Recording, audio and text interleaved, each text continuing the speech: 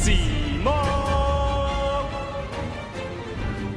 What's going on, guys? It's Cimo. So today I'm bringing to you an updated meta-analysis for the February 2020 format. We just had one of the most important events conclude this past weekend, being the Ultimate Duelist Series taking place in Tulsa, Oklahoma. And it's pretty significant because this is one of the last ones we're ever going to have, the last one taking place in Bogota at the end of the month. But the thing is, while the population and the overall representation wasn't really noteworthy, it was about 200 to 300 players, the caliber of players at this event is what matters because it was surpassed by none. You have some of the greatest names in the game competing at this event, and honestly, when you see the breakdown from this tournament, it is going to blow you away because we have a lot to talk about. Now, the thing is, when it comes to this, we have the YCS Las Vegas 3v3 taking place this weekend, as well as YCS Utrecht if you're over in Europe. So two big tournaments coming up this weekend, and we just had the release of the Shaddoll Showdown structure deck, so a lot of changes are happening very rapidly, and we need to make sure you guys are up to date with what to expect for these events. Also, be sure before we get into it to go down to my merch shop to pick up your Everyday I'm Summoning shirt if you haven't already, and thank you guys for continuing to support the channel. So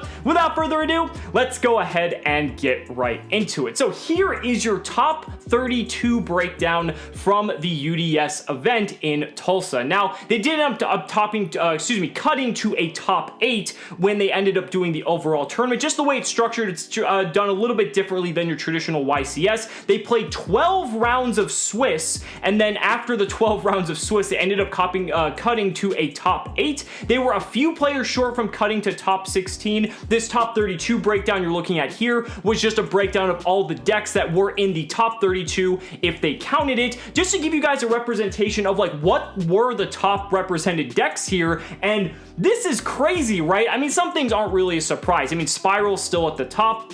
Spiral's pretty much been the front runner ever since this format began, with Magician Souls just continuing to lead the pack. But then when you look at everything else and you look at the diversity, there's like 10 different decks in this top cut, and I think that is incredible. You've got stuff like Luna Lights, you've got Altergeist, you've got Salamangreat, you've got Shaddoll in there as well. Don't worry, we'll talk about that. You even got some other roguish stuff like True King Dinosaur. There's like Mystic Mind Stun, there's Infernoid. There's plenty of different decks to talk about, and so I'm going to try to cover them as best I can one by one. But the biggest deck, and maybe the deck that just pretty much blew everyone away when it came to this event, was the first place deck, being Rokket Dragon Link, piloted by Shunping Zhu. Again, a very talented player, so it's not really a surprise that he ended up taking the event, but we haven't really seen Dragon Rokket Link here in the TCG. This is a deck that in the OCG actually saw a relative amount of success, but over here in the TCG, yeah, we had our Dragon Link variants. A lot of them took advantage of cards like Abe the World Chalice Justiciar, but we've never seen a take on incorporating rockets, so I think this is really cool. This deck is able to pump out some very formidable boards, taking advantage of cards like Borreload Savage Dragon. You've got Hieratic Seal. I mean, there's just so many cool things you can do with Dragon Link style decks, and incorporating the rockets, you have stuff like the Silver Rokket Dragon, which is able to just snipe cards out of the opponent's extra deck, so in some instances you're able to gain knowledge of what your opponent is playing prior to you even doing your combos, so that way you can actually have some knowledge and have the correct setup to be sure that you can just have everything you need to make sure your opponent can't play. And then going second, you're able to just go ahead and combo off, do some sort of Boral Sword setup, and kill your opponent just like that. Very, very cool to see. I think he's going to be playing it at YCS Las Vegas, and if he does end up topping that event, I really hope to get his deck profile on the channel for you guys. So big congratulations to him, and for all you Rokket players out there, this is definitely one you're going to want to look out for. Now, I think the next big surprise of this event was Shaddoll Invoked taking second place. Carl's build is very streamlined and is probably the most consistent version of this deck you'll possibly see, incorporating max copies of Allure of Darkness and Pot of Desires. And look at all the fusion cards in here. You've got 3 Shaddoll Fusion, 3 El Shaddoll Fusion, 3 Invocation, as well as the 3 Super Poly, which is more of a defensive card, but if you like absolutely had to use it as a fusion spell, you're playing a fusion related deck. Now, this deck is very terrifying for a couple reasons. First off, I mean, it is modern Shaddoll, but the fact you have the Invoked engine supplementing it, which is something we haven't seen before, considering the last time Shaddoll was relevant was like way before Invoked was even released, and having those extra copies of Invocation and having Alistair, you have Magical Meltdown protecting your fusion spells to ensure that they're going to resolve properly in most instances, but then you have the fact that you have setups not only with just El Shaddoll window, which is actually pretty strong at the moment against some of these combo decks like Spiral, like Lunalight, all these decks that may not have a native out to Winda, but if Shaddoll Winda weren't enough, you can also have it backed with Invoked Kaliga, which makes it so that you can only activate one effect per turn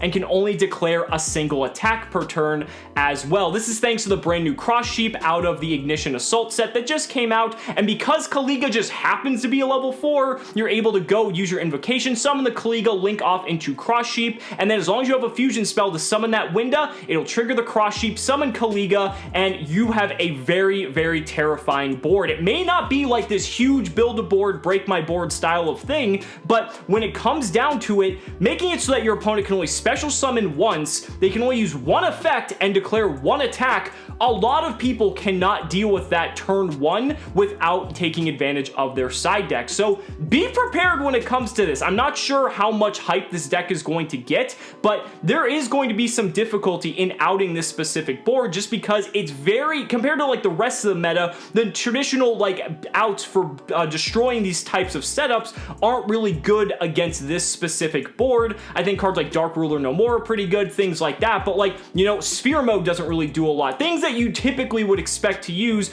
don't really natively out this type of board, and this could be something we see surging tremendously. Then coming in third place, we have Scrap Spiral. We still have all three variants running around, the pure, sometimes running danger, sometimes not, as well as the extravagance build, but in this case, Scrap Spiral ended up taking third place. I think you just get so much power by playing the Scrap engine in Spiral because you can take advantage of Scrap Wyvern. It makes your going second place just incredibly powerful as well, and I mean, it goes to show it got third place at one of the most prestigious events of the year, so congrats to Ruben for doing so well. But for the most part, it's Spiral. We've talked about it before. It's still probably going to be the deck to beat, at least in terms of like overall representation, and this deck's power hasn't gone anywhere. Then also in the top 4, we had a True King Dinosaur, as a matter of fact, a going second variant, so you're just focusing on just killing your opponent, letting them go first, playing a ton of cards for going second. You get to main deck cards like Mind Controls, you've got Lightning Storms, like there's so many powerful go second cards you can play in a deck like this,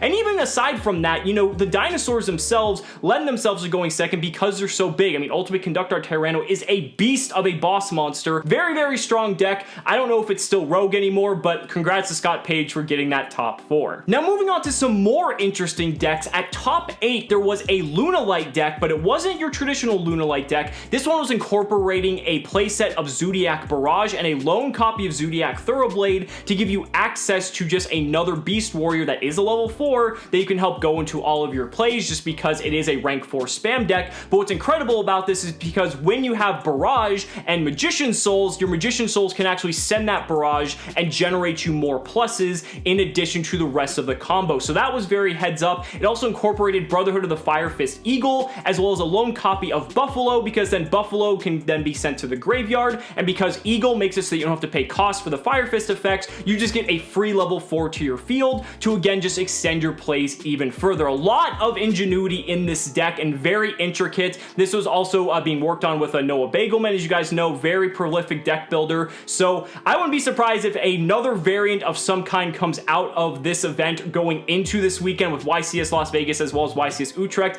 I'm really excited to see where this goes. And if you thought that was crazy, you haven't seen anything yet, because one step beyond that was Michael Campos's Automano Pair or Automano P, whatever the cards are, like the Go and like all those different types of cards, taking advantage of that engine in his Lunalight variant. Kind of similar in logic to like with Zodiac Barrage and just being able to get all this just free extenders off of that. This is kind of just taking it one step further with cards that I don't think anyone would have expected to play in a deck like this. I think it's just really cool to see cards like this actually see play, because I don't think anyone would have ever expected it. But definitely check out this list as well, because who knows what the next iteration of this deck is going to look like. Now I want to try to cover as many decks as possible, so here is an Altergeist list that managed to make top 16. Pretty standard, and in a field just completely littered with Lightning Storm, I think it's pretty cool to still see this deck actually having a fair shot. Still very powerful, it's got some pretty interesting matchups, and yeah, there is still evenly matched in Twin Twister and Lightning Storm and all these cards that can just help deal with your back row based matchup, but Altergeist still hanging strong and still could be a pretty formidable threat in this format. Salamangreat, while I don't have any of the Salamangreat lists from the UDS, here is one that got first place at a regional this past weekend, just so you guys have an idea of what some of these Salamangreat Salamangreat Great lists are looking like. There's also Hero. Again, no Hero list from the UDS specifically, but here's just a Hero list that did well recently this past weekend. And then there's also Infernoid. Infernoid's still hanging in there and managed to do well, not only at the UDS, but has pretty much been topping regionals left and right as well. So here is a top list for that for you guys to take a look at as well. Now to wrap up this video, I thought it'd be fun to cover some old decks that actually did well this past weekend that used to be at the top of the format. First and foremost being Orcust. Here's an Orcust list. This one's pretty interesting, playing multiple Brass Bombard and Machine Duplication, also playing the Machina Fortress, but it got second place, so Orcust still hanging in there. There were some people playing it at the UDS, I know, but just hasn't really been seeing that representation, so definitely falling down the ladder for sure. Thunder Dragon. Thunder Dragon has actually managed to top a couple regionals from what I've been able to see. I guess Titan Control is still going strong, but again, I'm not sure about like the long-term sustainability of this deck. It's kind of just falling down the ladder just like Orcust is. And the most interesting thing that I saw, yeah, you're right, most interesting, like how is the Rokket deck not the most interesting, but aside from that was Andreas Torres